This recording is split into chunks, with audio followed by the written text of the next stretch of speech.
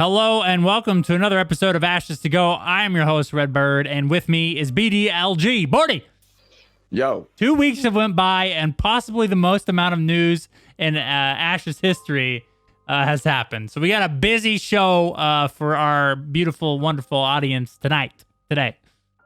Yeah, we do. I'm excited to talk about it, man. Let's go. All right, dude. But first, before we do, go check out the YouTube channel. We just put up a video yesterday about the tank, one of our many topics on this show. So if you're interested in seeing the moves and abilities, you should go check that out. Don't forget to hit the subscription button over there. We would really appreciate it. Also, Ashes fans, we're building up some stuff, getting ready for when the game is actually not under NDA. We got a place to advertise your guild over there, and that's where we get our guilds of the week. So if you want to be on the podcast and you want your guild plugged on the podcast, go over to ashesfans.com and check that out. Bordy. Yeah, hold on. I just want to clarify something, though. For the audio listeners, this podcast will be live on the 9th, which means that video will be posted tomorrow about the tank. If you're a YouTube viewer of the podcast, then you're that video wrong, will be posted dude. Yesterday. Today's the 9th. Tomorrow. That's what I mean. Yeah, the podcast will go live tonight on the 9th. On the 10th. They'll be listening it to the 10th on the 10th, and our video's up. Some people might listen to it on the at 9th. Midnight. Man. You don't know. Maybe. I don't know, dude. Maybe so. Not midnight at like 11. Midnight is the 10th. Anyway, True. You get where I'm going. Right? Sure. Audio listeners, you're ahead of the YouTube viewers. We always treat our podcast listeners. Yeah. They always get the podcast before the video goes up for legal reasons. And for, just the fact that we've been doing podcasts for a long time. So, podcasting's where we put up these shows initially. So we appreciate you guys listening to us in your ears when maybe you're at work, maybe you're working out, dude. Maybe you're, if you're in a decent part of the country, you're working in the yard. Not where I live, but definitely maybe in the South. Who knows, Texas. dude? Texas. Yeah, where I am. Yeah, dude. Yeah, man. Yeah, it's 70 degrees. I hate you. In February. I really would wish you wouldn't mention that anymore on the podcast. Or just in general. Whenever we're talking August, September, it's going to be 110. So hey, man, I don't mind that. Yeah, it's I do. It sucks. Ice on the roads, snow everywhere type stuff, freezing in my garage type stuff that I don't like or enjoy. Let's talk about Ashes. Let's do that, dude. Okay, if you are one of the lucky people to have access to Alpha 1, these are the Alpha date reminders. February 19th through February 22nd, 2 weeks away, dude, or less than 2 weeks away. Yeah. 10 days away. It's under NDA, unfortunately, but all Braver and Intrepid pack holders, we're going to get another shot at playing the Alpha, dude. Congratulations. You guys got to tell... Well, no, they can't tell us. It's under an NDA. Whoops. Don't tell us, but have fun. So that's the next one, dude. And the next test is when the NDA drops, dude. March. Yeah. Dude, we're getting there, brother. A month left, and we're there, brother. I wish that's I had exciting to think about. It man. is, man. Like we're going to be able to see gameplay. We're going to be able to see like what's going on in Ashes. Like for all of the people that don't have access, there's going to be streams happening. There's going to be popping off. Yeah, we're gonna have a lot of stuff over there on Ashes fans during that time. It's gonna be a crazy time, dude. I'm excited to see what happens whenever the game is not under NDA for that period of the alpha. Yes, sir. Yes, sir. I'll be there. I'm gonna be there, dude. I'm gonna work my way in there somehow, some way. I'm gonna be playing that alpha, dude. All right, you ready? You ready? For our favorite topic on any podcast, new backer packages, dude.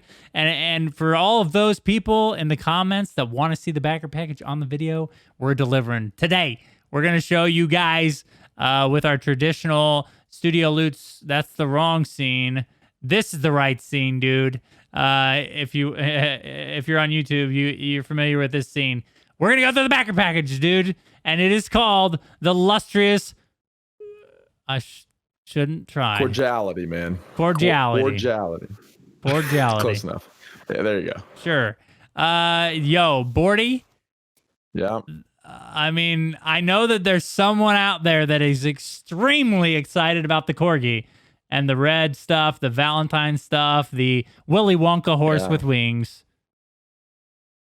But this is not for me, dude. I just think I'll just hit it off with that note. That way I don't be pessimistic through the entire thing. You know what I'm saying? But this is Look, man, art looks cool. Not for me, man. No, the art is dope. Probably one of my least favorite backer packs of all time, dude. Like I just don't get down with the very heavy royal. Hey, look come on, man! Yo, look, that boat, dude. That boat is. I've ridden on a boat like that in San Antonio, your home state, dude. I've ridden on a boat like that on the Riverwalk before, dude. You rid? Are you saying you've rid? What did I say? Is that the word you're using? You've rid on a boat like that? Is that what you're saying? I don't know. It sounds like you rid on a boat. Listen, man. Listen, dude. I'm about to end this podcast right now. I'll do a solo for the rest of it. You've mentioned your fantastic weather, and you're correcting my English in the same podcast. This is not going well. All right, dude. Well, anyways, I could see it would be cool. Like, so the RPers out there, it'd be cool for them to have this skin and like be the governor or whatever of the territory and walking around like this all proper and like, you know, making people kneel to him and stuff. I think that'd be pretty dope, dude. It's got a cool looking crown. The diadem. Oh my gosh, what's going on, man? Hey, come on, man. This is a crown. Crown of the Majestic. That's a cool looking crown, dude, if I've ever seen one. Yeah, it is. It does look cool. The crown does look cool. I'll give him that. The crown looks. It reminds me. What was the family in Game of Thrones with like that had the stag as the icon? Oh man, I can't remember. Yeah, I'm having trouble, but it does look a lot like a crown in that family. So that looks pretty cool. I really like that. And dude, this is like, okay, so there is a select group of people out there that are corgi owners, and they are live and die corgis. And dude, here it is, man. Here's your package, boys. The Exultant one. And dude, it's literally a corgi with a with a crown and a cape on, dude. Yeah, it looks pretty cool. That's probably the best. That's the highlight of the package, in my opinion. It's pretty neat. Yeah. Yeah, I mean, you gotta love that, dude. This is, I mean, obviously it's coming out in February. It's Valentine themed. It's got a lot of red in there, and this corgi is like, I don't know, maybe like as like meme worthy. This is like one of the coolest pets they've released, I think, because just of the nature of it. So it looks really realistic. It looks like actually a picture of a corgi with, you know, photoshopped crown and cape on there. So. It does. All right, dude. It does. So the horse that we have is the horse of a different color. No, it's the steed of Soaring Scarlet, dude. It is a red horse with a red mane, with a maroon mane, and it's got wings, dude. Dude, I know how you feel about horses. I think you've hated on horses enough in our history of podcasting, so maybe I won't ask your opinion on this one. But it's more of a Pegasus, you know? Yeah, but it looks like the wings are attached, like part of the saddle. Doesn't look like they're a part of the horse. You know, it looks like it's some contraption that horse is wearing. But I did see somewhere on the Discord or something, somebody was asking about this horse, if it could glide or something, and they were saying that the horse can glide. Don't quote me on that. I could be wrong, but I'm pretty sure earlier today I seen something about this horse being able to. I don't think it's gonna be able to fly, but I think like maybe as you're sprinting or something, maybe it kind of has like a glide animation. That would be, you know, that'd be dope. Well, we can guarantee it won't fly because they said none of these mounts will. Right. But yeah, I can see what you're saying. Like maybe it like glides across the ground instead of like, you know, Not gallops. like catches a lot of exactly. Not like catches a lot of elevation, just kind of glides across. I can see that. That'd be dope. Yeah. I don't know if that's the case. I'm pretty sure I've seen that on Discord. I'm sure we'll find out eventually. Yeah. So here is the costume cosmetic skin, and it is flawless finery. I hate it, dude. Yeah, I mean, okay, so here's the thing. It's not for me. I like that it exists in the game because I'm going to laugh when there's people. Like, how cool is that, dude? Having, like, this royal attire on and, like, it looks like you're getting ready to go to a ball.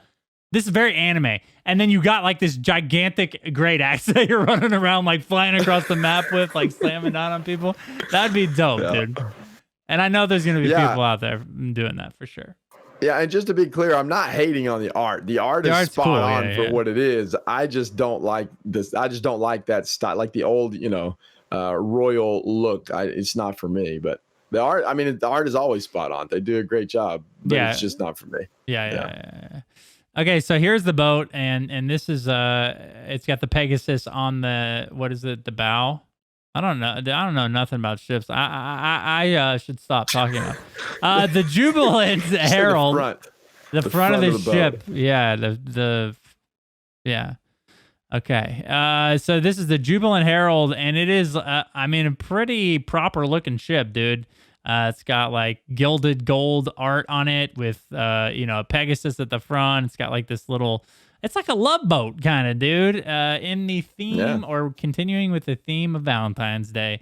It's a love boat. So this is a pretty cool looking boat. And again, like I could definitely see people being into this one. This might be like a crowd favorite or a cult classic when it comes to these backer packages, because these are very defined and unique. So here we go. The freehold. The building cosmetic is the Sovereign Respite, and this is kind of, I mean, just this, I don't know what particular style this is, like a vestibule or some sort of, open area with pillars and a Pegasus statue in the middle. So, very, again, royal and proper. It's got red banners on it. But this is a weird looking freehold building. You know what I mean? Like, it's very free because there's literally every side is an exit or an entrance. So yeah, it is. I was about to ask if this was a freehold building or if it's something different for this particular package, but it says down there freehold building cosmetic skin, because it doesn't look like a freehold. Like, it looks, it just is like it's just a big gazebo. Like, it's I don't know. That's man. the word I was looking for. Yeah. Yeah. I don't know. It's cool looking for what it is, but I don't want it as my freehold. Hey man, you may not have a choice, dude. Because if I buy it and I make you house in there, dude, you gotta. The description says the grandiosity of the structure does also indeed lend itself to more bombastic ceremonies. Bombastic. Hey, dude, let's go. Well, hey. Dude, I'm here for it, dude. If you're an RPer and you want to RP as someone from the 13 colonies of the United States, then this is the backer package for you, because you got your white wig, you got all this crazy, showy looking red banners. It's pretty cool, dude. I will admit, I'm glad that this exists because I want to see people run around in this. So again, great job, art team. This is available all through February. The Lustrous Cordiality. Yeah, good enough, man. Yeah, the Valentine's Day pack. Let's just say that. All right. All right, dude. Well, that does it for the backer package, dude. We're just gonna move right along because we do have a ton to get through. Okay, so the Ashes of Creation January recap letter. So this is one of the things, Bordy. Let me get back to our screen here. This is one of the things, dude, that they do once a month. Of course, we cover it here on the show. We didn't get a lot in this particular video and letter that they did. We did do a video over the meat and potatoes of that letter, which was the biomes. They showed off a bunch of the biomes. They announced how many biomes would be in the actual launch game, how many would be in alpha, and everything like that. So if you're interested in that, you should go check out our Ashes of Creation biomes video that we put out last week when we covered all of that. Right, Bordy? Yeah. 18 biomes in the game, man. That's pretty crazy. There's a lot of biomes. Yes, sir. Minecraft-esque almost. Yeah. So pretty cool there. One of the things that Stephen did go into, and something we mentioned on the podcast before, was that about login rewards. Now, I think Stephen felt pretty confident about the backing of login rewards in the MMO community and everything like that, and the feedback actually said otherwise. And so Stephen, and this is what I appreciate about Stephen and the Ashes of Creation team, they listened to feedback and they said, it was loud and clear. We heard exactly what you guys, what your viewpoints and thoughts were on login rewards, and they're reconsidering it, dude. So I think that's a win. Yeah, I think so. And I'm kind of glad that the community is of that stance, man, because I'm kind of in that boat as well. Like, I'm not a big fan of login rewards or I think his idea and the way he wanted to do login rewards was probably one of the better systems I've seen for login rewards. But in terms of like just having them in general, I'm a big proponent of just make your game really good so that I want to come log in every day versus making it a chore to log in because I want to get the login reward. Like I don't know. And it also makes me real mad when I get behind on logging in and I can't get the reward. It's frustrating. Yeah, we talked about that a lot. Yeah. I mean, it was basically Elder Scrolls Online when we would always get like, 20 days logged in, but we never get the really cool thing at the end because we had to log in like every day to get it. Which just feels bad, It's unrealistic to expect your player base to do that, I think.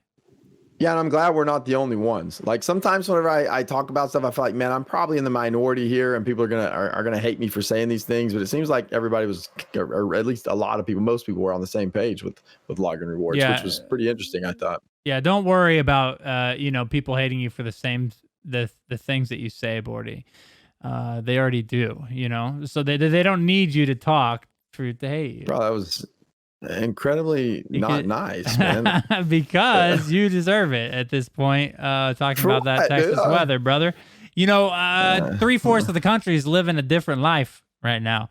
Okay, we don't all live in tropical paradises such as Texas. This is not a tropical paradise. It's more like a half of a desert almost, dude. Man, I'm there for that. It's not what you think it is. Minus man. The bugs. There's a lot of bugs. We got a lot of mosquitoes here. Yeah. So, dude. One of the things we'll jump back here just for a second. The biomes. So one of the things they did mention, the primary thing for the alpha is that it's primarily going to be based in a tropical environment, and we kind of knew that, right? They've been teasing the alpha map and what that looks like, and the ship ports and everything, so they can test some of the ship features and everything. So. Primarily tropics. They did mention that some areas will be jungle and other different archetypes or different biomes, but the primary feature or setting of the alpha map will be the jungle. Or wait, tropic. That's the tropic, like the tropical area. Yeah. So there was some interesting discussion going on Reddit about that, about people's like favorite biomes, and it was interesting to see what some people's favorite biomes are. I assumed a lot of people's favorite biomes would be like the lush areas. Dude, there's a lot of people that like desert areas, and then there was a bunch of swamp answers on there, and I was like, dude, that's the swamp is a pretty cool place, man. But swamp thing. Yeah, the swamp biomes are pretty cool too. But it was interesting to see everybody's different kind of perspective, because mine is, I think we've talked about this before, but mine is snow. Number one is snow, and then number two is like a tropical or jungle-ish area. And a lot of people have a lot of different opinions on their favorite biome, and it kind of blew my mind. Yeah, it is. So good to know that Ash is going to have 18 biomes in the game. That should please everyone, right? Yeah, for sure. I just think a lot of it, I think why mine is what it is I think, back in the day when MMOs first became a thing. Yeah, nostalgia. Yeah. Desert was the setting of Freeport. It's the Barrens was also one of the big settings or zones in World of Warcraft.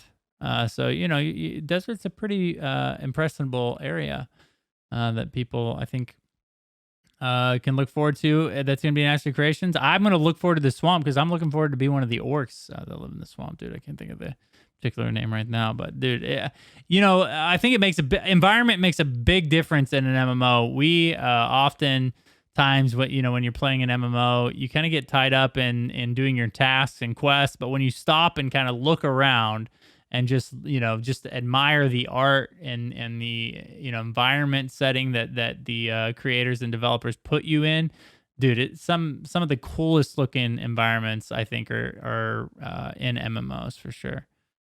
Yeah, absolutely, man. There's nothing better than to look around in an MMO and just kind of be in awe for a second, and I think Ashes of Creation is doing a good job of that, at least from the footage that we've seen so far.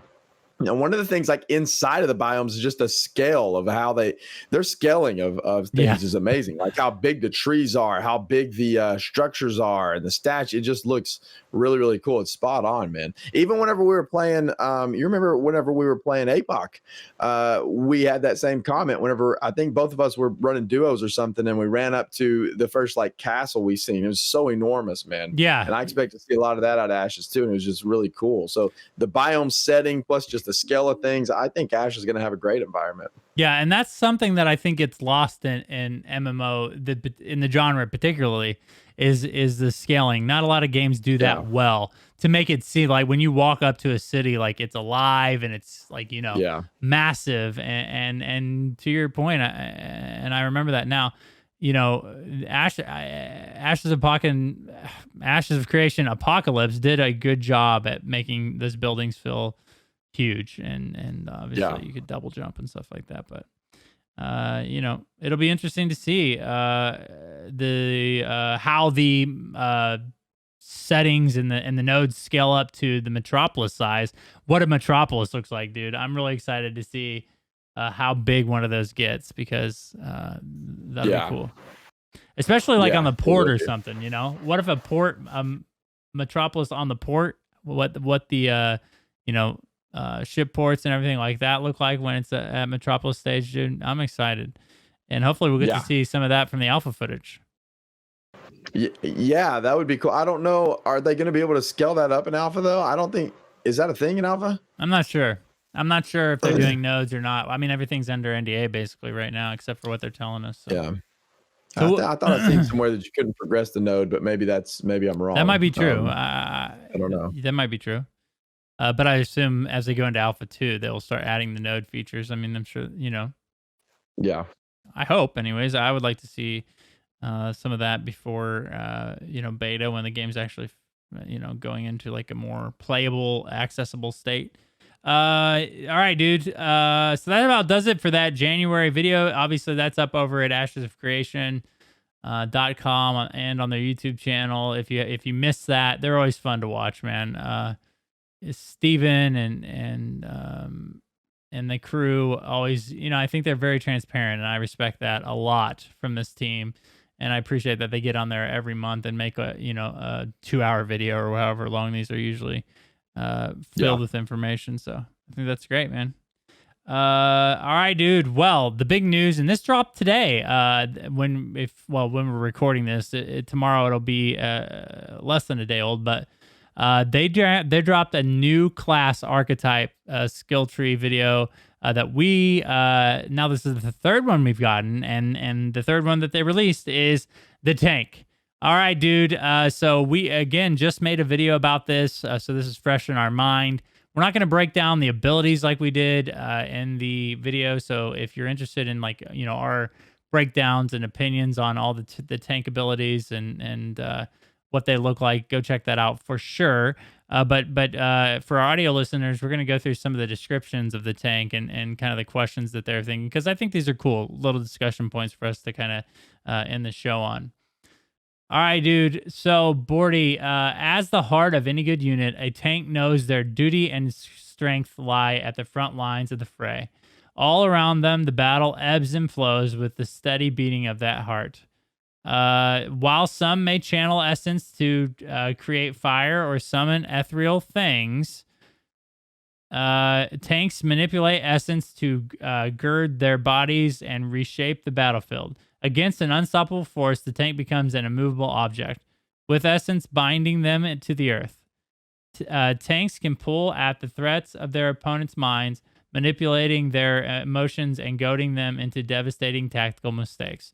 So, as in most MMOs, the job as a tank is to control and create and generate and maintain aggro. Obviously there's no exception here. We knew that they're shooting towards the Holy Trinity, and this is pretty cool because this is going to be the base for almost, I think, a large majority, if not all, of the tanks in Ashes of Creation will be using these abilities to keep aggro, dude. So this is a good day for those people. Yeah, and all of the abilities that they showed generate additional threats. So Yes. It's like every single tank ability, it generates additional threat. Yes, and we spoke a lot about this in our video. How the different subclasses and the different manipulations or alterations of these skills are going to look, and how they're going to change the way you can tank. And it's interesting, dude. It's going to be cool to see how those secondary subclasses affect these aggro abilities. Yeah. And whoever wrote that description, by the way, that's like spot on. It's like a very poetic description of a tank, and it's spot on about what a tank does in MMOs. Tanks manipulate essence to gird their bodies and reshape the battlefield. I mean, that's pretty much what happens. Like the tank kind of controls the pacing of the fight, I think, well, at least in PvE for sure. And dude, that's an excellent description, man. Just some of the wording in there, just it's spot on. Yeah, and so here's another the Bastion of Bravery, a tank's role. So they kind of spill this out as well. Protection, command, and execution. Tanks act as a shield for themselves and their party, altering the battlefield to execute their strategy. A mastery of focus and control allow tanks to achieve their primary goals, helping their team mitigate incoming damage and dictating who stands in the line of fire. So, dude, again, this is going to be interesting to see because we've already got the cleric, so we've got the healer and all of their potential abilities and morphs, and now we have the tank, dude. So how these two are going to be working together on a regular basis to defend and protect the parties that we're in. So these are out here in the air.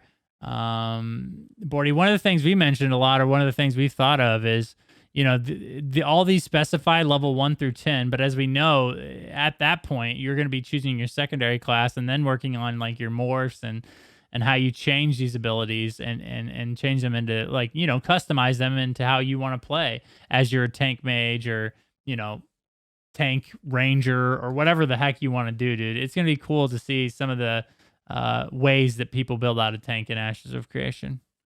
Yeah, absolutely. I think we'll probably get a lot more of these types of videos that show, the abilities 1 through 10. I'm sure we'll get them for all the primary archetypes before we start to see any kind of more for secondary archetype abilities. But that's what I am waiting for, man. Seeing this is cool. Like I enjoy these a lot, but I am much more excited to see how these morph into the secondary archetypes versus just these primary 1 through 10 abilities. Yeah, I agree. One of the noteworthy things of these abilities, a lot of them are AoE taunts, which I think is good. Yeah. We're not, 100% sure on what direction Ashes of Creation is going to go as far as combat. I think they're leaning towards the action combat, or I hope that they're leaning towards action combat.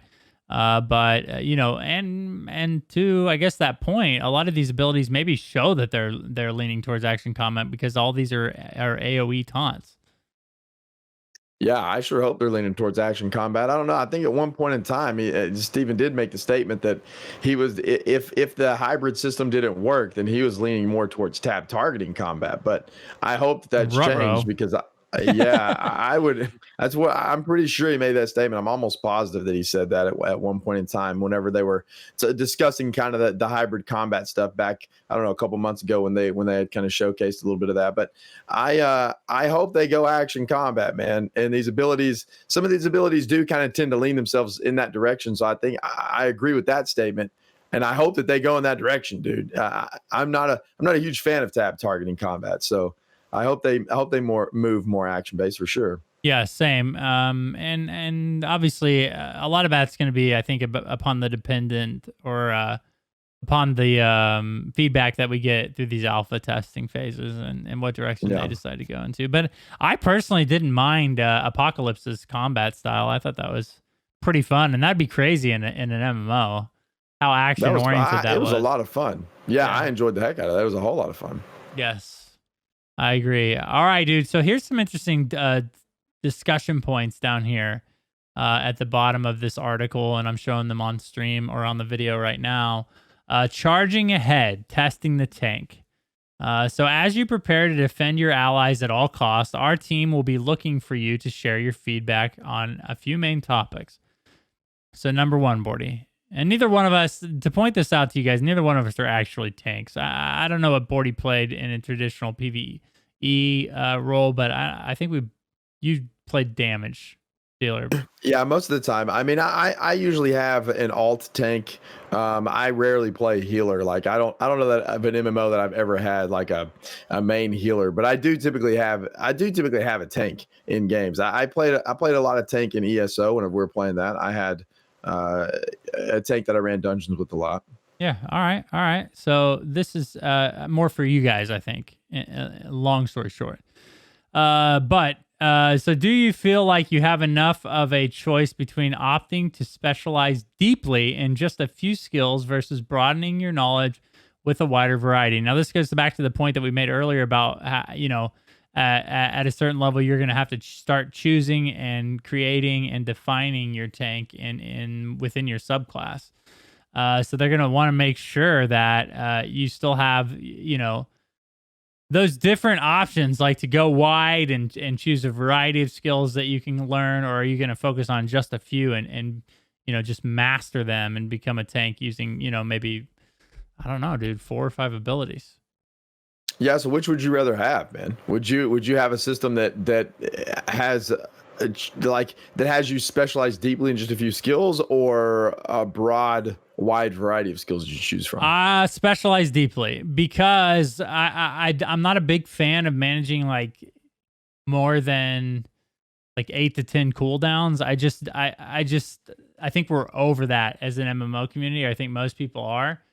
A lot of games recently released have strayed away from that. I know that for sure. I just think it's more fun to specialize these abilities with the morphs and everything like that. I think it'd be more fun to like deeply specialize like your charge ability. If you can make your charge ability, at that point teleport and then like cause a bleed when you get there, and that's unique to your character as opposed to other tanks, how they're building out their character. Even if they do the same subclass as you, I think it's better to have like even the separation between those two people. So if like both people choose tank ranger, they're still completely different from another because of the choices they've made in their skill alteration. Yeah, I would agree with that. And I think that whenever you go broader, if you have a wide variety of skills, I think there's always the skills that people find that are the meta to run. So Right. even whenever you have a broad, wide variety of things to choose from, there's always the meta that it goes back to, that people run a specific thing. And I don't think that would happen as much if you can specialize very really deep into one specific skill. So I'd have to agree with you there. I would rather go deep versus wide. Right, exactly. And to your point, like I think that deep version does, if done correctly, broaden the horizon to where like, okay, yeah, sure, everybody's using the charge ability or the gap closing ability, because obviously I think as a melee character you want something like that, but the way you do it and the damage in which you deal when you do it, those could be completely different and still have some variety, like in builds and combat interaction and stuff like that. Yeah. So here's the next question: as you and your abilities grow more powerful, what stands out to you as problematic or unexciting? So this kind of goes to what Bordy was talking about. Like, does it eventually get down to, there's only really one choice, because if you don't choose this, then no one's going to want to like have you as a tank, basically, and these are big in these, especially these roles, dude. If one particular subclass is the only subclass that really works when you're holding aggro and defending and able to mitigate damage, if there's only one good choice, maybe only tank is the only, tank with tank as a subclass is the only correct choice, then that does get boring. Yeah. Yeah, I would agree, man, for sure. I mean, as your abilities grow and gain more powerful, what stands out to you as being problematic or unexcited? I think what you just said is exactly right. And I think this goes back to also kind of the deep versus wide argument, because I think as you grow more powerful, if you can specialize very, very deeply into a skill, I think that you become more attached to that ability, right? Because it becomes really cool. It becomes something that you've honed over time, something that you've worked to achieve. And so then as you use that ability in in-game, it then begins to feel almost rewarding, right? Because like, oh, I specialized into this. This is exactly how I wanted my character to be. And so then I think that takes kind of the mundane part of it out a little bit, or at least mitigates that a little bit every time you use that ability. I know there's some games it becomes problematic to me as I grow more powerful that I have these same abilities that you use over and over and over that they do feel boring and unexciting, because like the same thing, it's the same rotation, it's the same just the same thing over and over, and it does begin to get boring. So I think having a very deeply specialized skill could help in that regard. Yes, I agree 100%. And that's something, especially when you look at a system like this, that system has completely failed if you have, one viable choice for subclass on each class, because they really do want 64 different subclasses running around, and relatively it's going to be impossible to balance that many, but you should feel like if you make these choices, you should at least be able to function in your role at the very least. And I think that's the goal for them. So the last one here, dude, is, do you feel like you can retain your mastery over the battlefield even when wearing gear ill-suited to your purpose?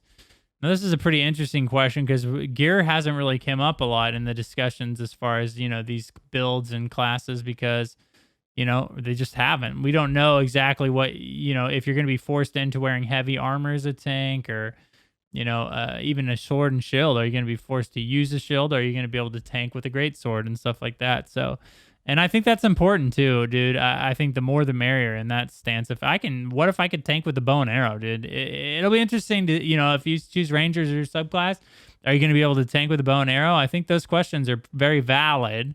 And I think if they can pull that off, dude, then that's great. Yeah, and I think that's where Ashes of Creation is a little bit unique to other MMOs, because if this was any other MMO, I would probably say that you shouldn't be able to retain your mastery over the battlefield when wearing gear ill-suited to your purpose. So like if you're playing another MMO and you have on light gear, or you have on light armor, I don't think you should still be able to be a tank, right? That just doesn't make sense in my mind. But what makes Ashes different, and what makes this very interesting and this conversation become interesting, is the secondary archetype discussion. Because if you go something like you said, like tank ranger or tank mage or something like that, like then it becomes very interesting, because then do you wear heavy armor as kind of an off mage or an off ranger?